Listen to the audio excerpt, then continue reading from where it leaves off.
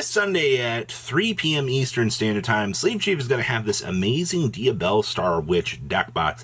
And I will say, the design they have going for this is some of the most unique that I've had the chance to actually see. And the inside of this deck box is really going to excite you. The dividers are absolutely gorgeous, and you're going to want to pick this up. They also have a playmat to go with this as well. So I will leave a link down below. Also, you guys can pick up some sleeves. Remember, discount code MK40 can save you on your purchase this Sunday. Now let's pass on over to Market Watch. Make sure you guys smash the crap out of that subscribe button so you guys don't miss out on more awesome content. And by leaving a comment down below, you guys will be entered in to walk away with a free booster pack. We've been doing that on every Market Watch, and it's been very successful. So, from what I've been told out here, somebody seems to think that they have the secret formulae. I don't really think that they do out here, but Negate Attack, I guess, has been in the spotlight for the last day or so. Look at your sales data from like the stray 4 section out here. Like, you had a couple sales in 426, 425. Okay, so it's just when your opponent's monster attacks, negate that attack and end the battle phase. I feel like Thunder of Ruler is just better. If you are so afraid of these sorts of things kind of coming up and ruining your day, I guess understandable, but to dedicate all of this time to, negate attack of all things, it does not seem worth it to me. Now, Nightmare Throne QCRs. This thing has been turning over with the quickness.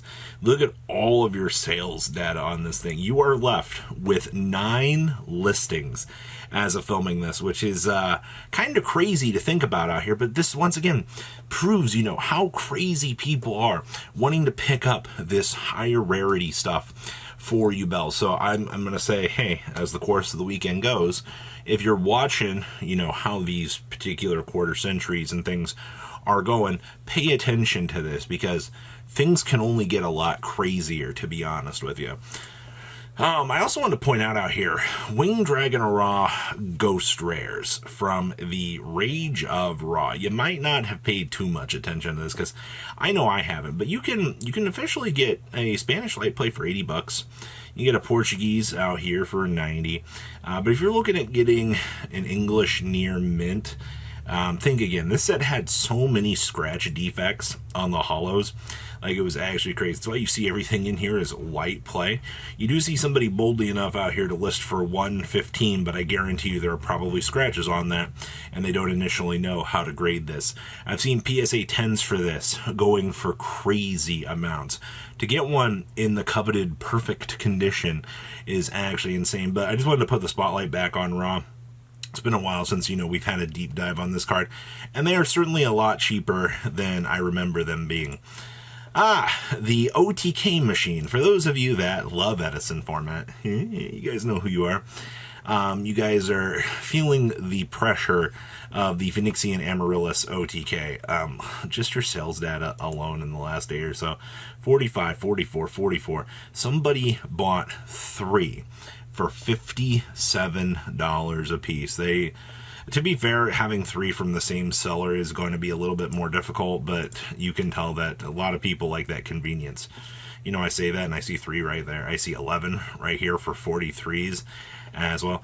I guess light play really seems to upset those tournament goers out here. To be honest with you, I don't see this as an issue, but I guess when you're looking at, your turnover of feedback here, sure. Well, there's no helping this card anytime soon. It's still banned. Konami's not going to do anything to, reprint this. Honestly, while it stays banned, you're probably going to continue to have this card be one of the most expensive cards in Edison. Oh, hey, the Anti-Magic Arrow. So, from what I have heard through the grapevine, a few people are like, oh, we're going to play this in Tenpai Dragons. Anti-Magic Arrow is the super secret tech choice. Every Tenpai Dragon player should be enjoying this. So I sat down and I was like, all right, is there really something to this? I don't know, honestly. I guess it's a cute thing, making sure that you can play through massive amounts of background. But competitively, I'm not really seeing people dedicate the slots to this.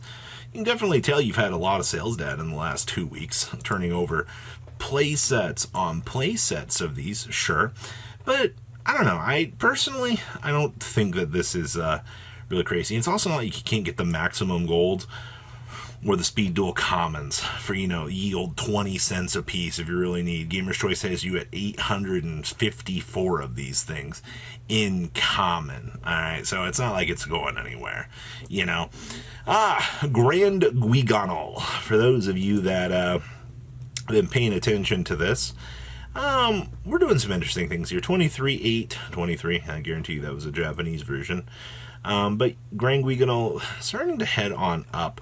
I am curious to know where the ceiling hit for this is, as long as this branded hype continues. We did take a look at the Starlight the other day, but just to put this into perspective for you, look at the gas on this guy go. 160, 210, 150. Still looking at about 150, 160, the way it appears. So actually not too terrible. But speaking of, hey, you guys remember Mirror Jade, right? Coming on in at a $380 price tag now, just to guarantee you a version of this card. If you're paying $500 for this, L-O frickin' L. It's so funny just seeing what this card is doing now on the secondary. And speaking of Blazing Cartesia, the crash happened. You guys remember when this was a $500 card? I remember. Yes, $275 is now your lowest. There's a $350 here. I do see, though, that this is the crazy part, though. When you saw that crash initially happen, you did see a $320 and two $250s disappear. So this does have a market for it right now, as the lower ones are populating right now. People are coming through here and going waka waka waka, picking them up. Okay. Ghost Ogre. We just talked about top 10 things or staples. Kind of heading on into this format. You see the 120, the 160. Somebody spent 170 for this back on 421. Well, locally you can still, actually this is a train wreck. Holy crap. You can get a German here for 120, but it looks like 150 is going to be up to 160. Okay, yeah, ogres are back on the market. That is absolutely crazy. But I'm not surprised, though, as the meta turns over here and people look at ogre returning back in. Sure, you're probably going to see a QCR if this gets slapped around in Rarity Collection, too. And yes, it is going to push this card down. Traditionally, that's how things work. But for now, okay. Abyss Gaios. I don't know who I need to tell this out here, but water is on the agenda for future support out here. We've had our lazy conspiracy theories for this. 26, 25, 18. You can still get some light plays at 14, mod plays at 15, 16 for light play first in, and then 20 for another light play first in. That's not terrible. But if you want the absolute near Minterino, you're looking at about 26 on up to 30, on up to 32. I'm not surprised to be seeing this crazy turnover, but once again, mermails are a favorite of so many people out here. People want to make sure they can have this stuff, have the opportunity to enjoy this. Okay. Twin Twisters Ultimate Rares. Back in my day, you could have bought Twin Twisters for $23. You just had sales literally yesterday at 39s, 45, 39, 40. Okay, well, you can still get mod plays all day long out here for $19, which, I feel like at this point it's kind of worth it. Knowing TCG player standards, this probably just has the really annoying imprint on the back, which isn't even like the worst thing in the world for you to handle. But people are just massively picky. Oh, hey, Melodious cards. Starlight Arias, $25. No. The Shibertas, nice $14. Nice Sopranos at 9s. Hey, look, the token doesn't exist. Cratered off the market. Bloom Primas, 7 to 8s. Yep. More Shibretta Commons. Man, short print from Battles, $6. That's disgusting. The Cross Souls, $3 to $4. Wow. You can't even make this stuff up. This stuff, you have a feeling this stuff's going to all get Battle Hollows or reprints in the next battle set. Yeah, this is, surprisingly, Bloom Beef is still very cheap. And Archlord Christia. Gas. You guys remember you could buy these for $64? To be fair, you can still get some here for the $80 mark. You can get a German for $100 there from Red Robins, which is not the worst thing in the world, but you got some value to be had along the way here. Wow. So what do you guys think about today's market? Please leave a comment down below. Tell me what you guys think. And as per usual, leaving a comment down below guarantees that you are going to get the goodies. Well, at least a booster pack, likely. Guys, have a good rest of your day, all right? Patrons, thank you.